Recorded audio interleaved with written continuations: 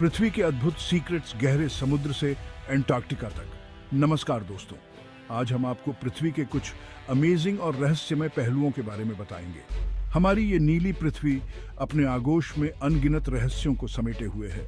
गहरे ओशन से लेकर ऊंचे माउंटेन्स तक, घने जंगल से लेकर बर्फीले डेजर्ट्स तक, हर जगह प्रकृति ने अपने अद्भुत और विचित्र रूप धारण किए हैं।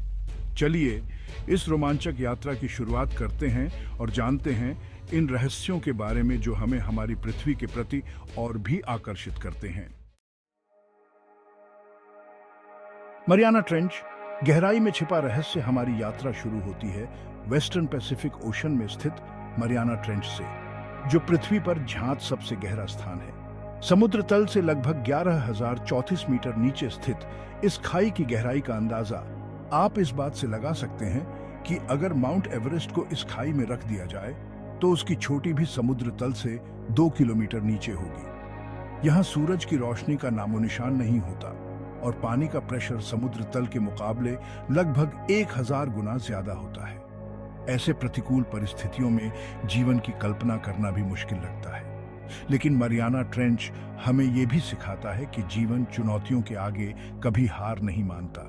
यहाँ अंधेरे के इस साम्राज्य में ऐसे जीव पाए जाते हैं जिन्हें देखकर लगता है जैसे वे किसी दूसरी दुनिया के वासी हों। ज्यादातर जीव पारदर्शी होते हैं और कुछ तो अपने शरीर से ही रोशनी उत्पन्न करते हैं। ये एक अनोखा उदाहरण है कि कैसे जीवन विषम परिस्थितियों में खुद को ढाल लेता है। मरियाना ट्रेंच में विशालकाय अमीबा, डम्बो ऑक्टोपस और एंग्लरफिश जैसे जीव पाए जाते हैं। ये सभी जीव अपने आप में एक रहस्य हैं और इनके बारे में अभी बहुत कुछ जानना बाकी है। वैज्ञानिकों का मानना है कि मरियाना ट्रेंच में छिपे रहस्यों से हमें जीवन के उद्भव और विकास के बारे में महत्वपूर्ण जानकारी मिल सकती है। अभी तक तो हमने इस अथाह खाई का केवल 5% हिस्सा ही खोज पाए हैं। बाकी 95% में क्या छिपा है, ये जानने के लिए हमें टेक्नोलॉजी और संसाधनों का सहारा लेना होगा। मरियाना ट्रेंच हमें याद दिलाता है कि हमारी पृथ्वी कितनी विशाल और रहस्यमय है।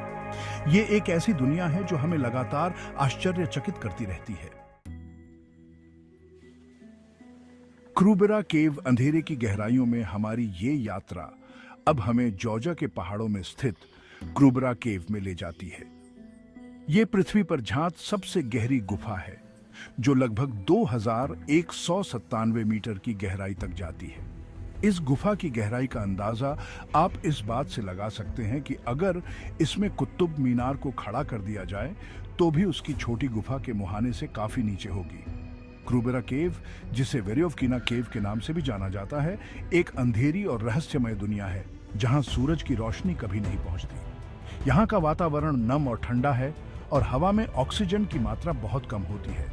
ये गुफा चट्टानों और मिनरल्स का एक अद्भुत संग्रह है जो लाखों वर्षों के दौरान पानी के रिसाव से बना है। यहाँ आपको भूरे, सफेद और लाल रंग के स्टालगमाइट्स और स्टैलेक्टाइट्स देखने को मिलेंगे जो इस गुफा को एक अलग ही खूबसूरती प्रदान करते हैं। क्रूबेरा केव में कई छोटी बड़ी सुरंगें और कक्ष हैं, जिनमें से कुछ तो इतने संकरे हैं कि उनमें रेंगकर ही आगे बढ़ा जा सकता है। ये गुफा एक्सप्लोरर्स और गुफा वैज्ञानिकों के लिए किसी चुनौती से कम नहीं है। यहाँ के अंधेरे और एकांत वातावरण में भी जीवन ने अपना रास्ता खोज निकाला है।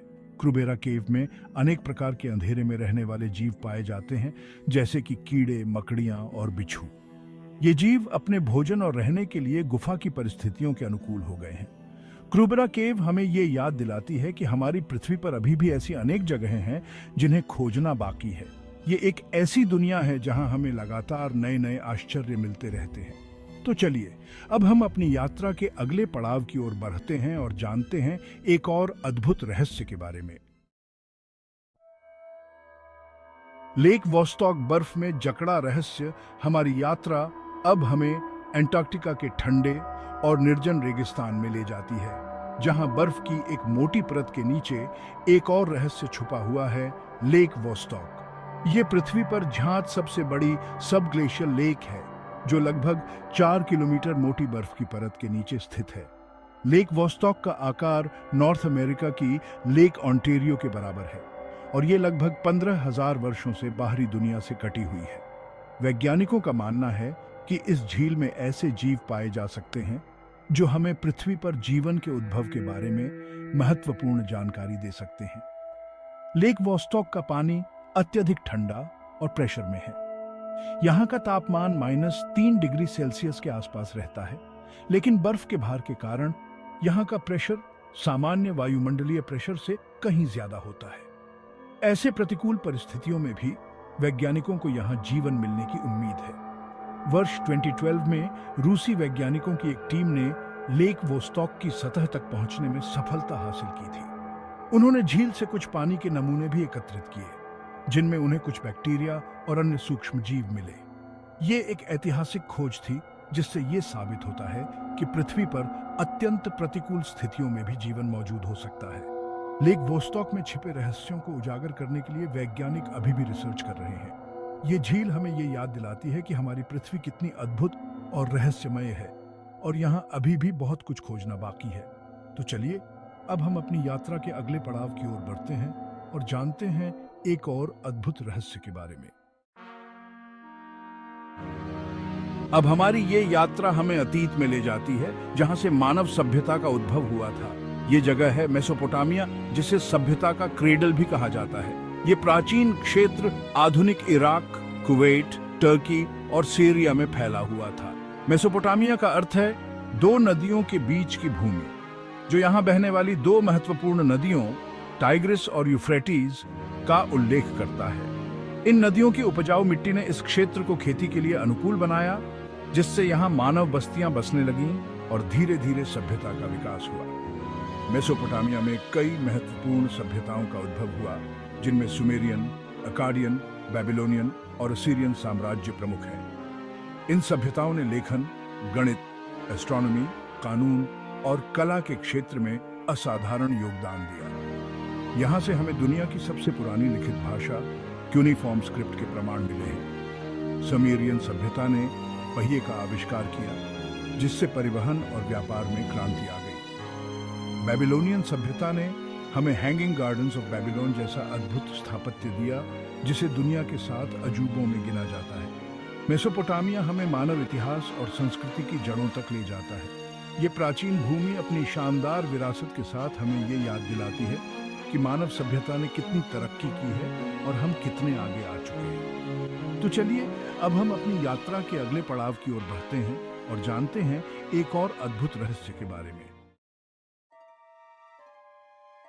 हमारी यात्रा अब हमें साउथ अमेरिका के हरे भरे महाद्वीप में ले जाती है, जहां दुनिया का सबसे बड़ा रेन फॉरेस्ट अमेज़न फैला हुआ है। ये विशाल वन क्षेत्र लगभग 55 लाख वर्ग किलोमीटर में फैला हुआ है, जो दुनिया के 9 देशों में फैला हुआ है।